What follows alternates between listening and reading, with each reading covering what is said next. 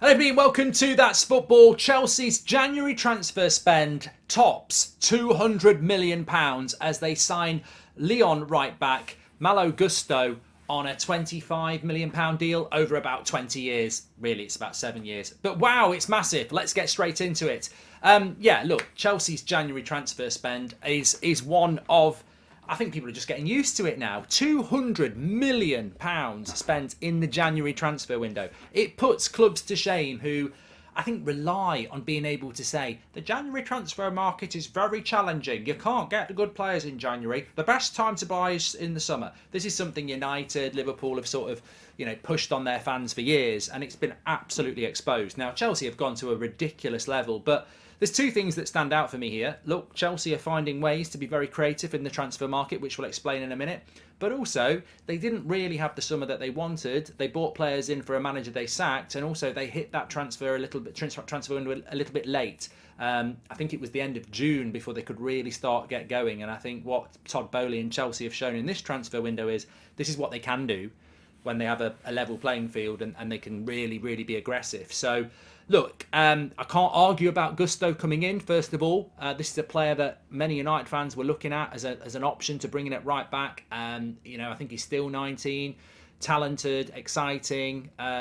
Certainly somebody you'd bring in to work alongside the likes of Reece James and develop and become a good player. It's what Potter's all about. It's a very Brighton-type signing for Chelsea at a higher level. And you can still make those Brighton-type signings at Chelsea. You just bring in young players that are of a higher calibre with a higher potential ceiling, as Dortmund did with Bellingham. So I think it's a good signing. Obviously, he's not going to join till the summer, but it's a future plan as well. So I can't knock Chelsea there. I think what people will look at and go extraordinary is, yes, it's a good signing. It's another exciting signing, but the spend is unbelievable. Have we ever known a spend like this in a January transfer window? And it is £200 million. If you break it down, it sort of goes like this. So you've got Malo Gusto coming in for about £26 million, 6.5-year contract.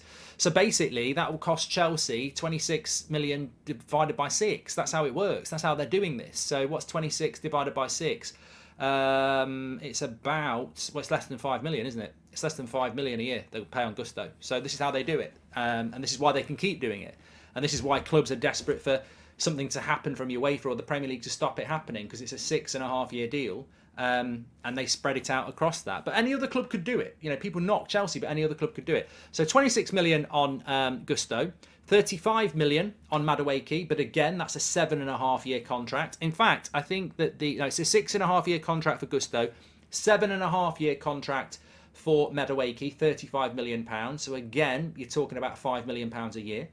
Mudryk, £88 million, but that's over 7.5 years as well. Badiashile, £33 million over 7.5-year contract. João Felix on loan is about 10 million to Atletico Madrid and about 10 million on wages. So that's you've got to add that really. It's still 15-20 million spend. And then Santos has cost them 11 million, and David Fofana has cost them 10 million on a 6.5-year contract. So they've spent on average about 200 million pounds on a 7-year contract. So this is how Chelsea do it. You take that 200 million pounds and you divide it by 7, and therefore you end up with less than 30 million pounds in a year they'll spend on those transfers. It's 30 million pounds a year to bring 200 million pounds worth of talent in. Now, we've done a video on this week. I'm not gonna dwell on it, but we've never seen a transfer window. We've never seen a January transfer window like this. 200 million pounds worth of spend. What? How many players have they brought in? 5 or 6? It's half a team, and it's backing your manager. And I think we are going to get to that point next season, certainly after another summer transfer window. But I think also over the next few weeks, I expect to see big improvement for Chelsea, because this is backing your manager. You're moving beyond that point of saying he's not had a pre-season, he's not had a transfer window, he's had a lot of injuries. Well, pre-season he hasn't had, and he can't have that till the summer, but they have got 2 weeks off at the moment. I think they went on some sort of army camp training this week, maybe paintball. And we've never seen a January transfer window like this, so Potter can't complain about not being backed. Of course, what Chelsea fans need to be patient about is that's a lot of players to come in halfway through a season. Some players hit the ground running. Look at Diaz for Liverpool last year, Bruno a few years. Some don't. Some take a bit of time. So there has to be a transition. There has to be that. But It's an exciting time for Chelsea, and it's an extraordinary January transfer window. And for me, it's a vision of where football's going. And you can either like it or lump it. You get the likes of Gary Neville, who says, I don't want more American ownership in the Premier League. And I sort of query why. I understand it. I don't think the early years of Kroenke at Arsenal were that great. The Glazer years at Man United have been abysmal. FSG have been a bit debatable at Liverpool. But look at what happened. I mean, we don't want American ownership in the Premier League, and then American ownership at Chelsea has just gone and obliterated the January transfer window. And now, instead of we don't want American owners in the Premier League because we don't want people like the Glazers, it will now be we don't want American owners in the Premier League because they're just destroying the league with their spend. And it's sort of hypocritical. It's bitter. It's jealous. This is the Premier League. This is how it works now. I've spoken about this in depth on the United stand, about the United situation and who we would like as owners. And Chelsea, pardon the pun, are the blueprint. Chelsea are the club that have owners before United and Liverpool, and you can sort of see what's happening there. And whilst I believe and agree that some of their transfer activity has been a bit haphazard, I certainly think last summer was just all over the place. Aubameyang was a bit weird. Cucurella was a bit of a weird deal. There was a few weird ones, but they sacked that manager, and it was obviously a mess. I actually think the January transfer window takes real ability in recruitment, because it's such a short window. It's halfway through the season.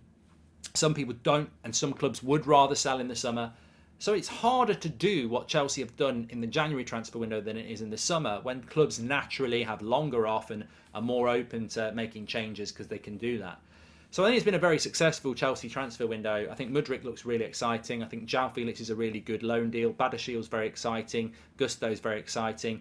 Maduiki's probably the one where I look at his injury record and go, I'm not so sure about that one. And let's not forget, well, I'll talk about that in a minute, but they've Fofana's interesting as a younger profile striker as well. I've probably completely forgotten somebody because they've bought so many players.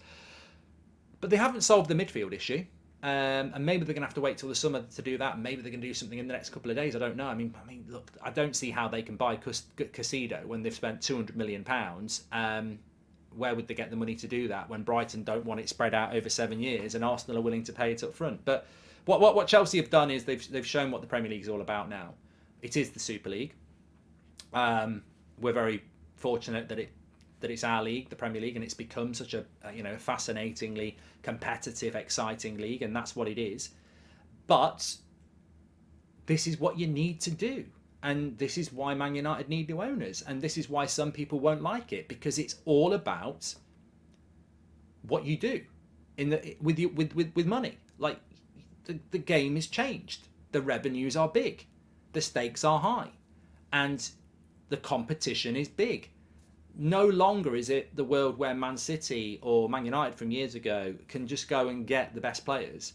There is high-end competition from 4 or 5 clubs in the Premier League, and it's only going to get bigger. And clubs are getting richer. So the competition becomes more intense. When Arsenal and Chelsea can bid £60 million for Caicedo, well, where does he go? And, the lines are finer. So I think it makes it more interesting, but as I said on the United stand, the day of a club being run by the local butcher or the local accountant is gone. This is now big business. It's not franchise. It's not like the American sport. We do have relegation, we do have competition, but it is big business. And Chelsea have shown in this transfer window that it is that. You can't argue with it. You can be jealous about it. You can be bitter about it. You can ask for rule changes because of the way they've done the contracts, but they've done nothing wrong. Other clubs spread transfer fees out over a long period of time. United gave Harry Maguire a 6-year deal. I don't know whether that was because they were doing what Chelsea does now or it was just a stupid deal. I don't know. But maybe the laws will change, but Chelsea have operated within the rules, and they are on a fast track to success. It's going to be very interesting to see how successful Chelsea are, because they've bought a lot of young players. They've got a young manager. It's going to be very interesting. And it's been an extraordinary January transfer window. And when I look at the bottom left-hand corner, who wins the January transfer window, long term, we don't know how good transfers are going to be. But I think Chelsea won this transfer window a long time ago. They've taken it to another level, brought in ridiculous amounts of players, most of which are exciting. It doesn't matter what happens in the next couple of days. I don't think anyone gets near Chelsea. Get your comments in below. Thanks everyone for watching. Smash the like on the video. I'll speak to you on the next one.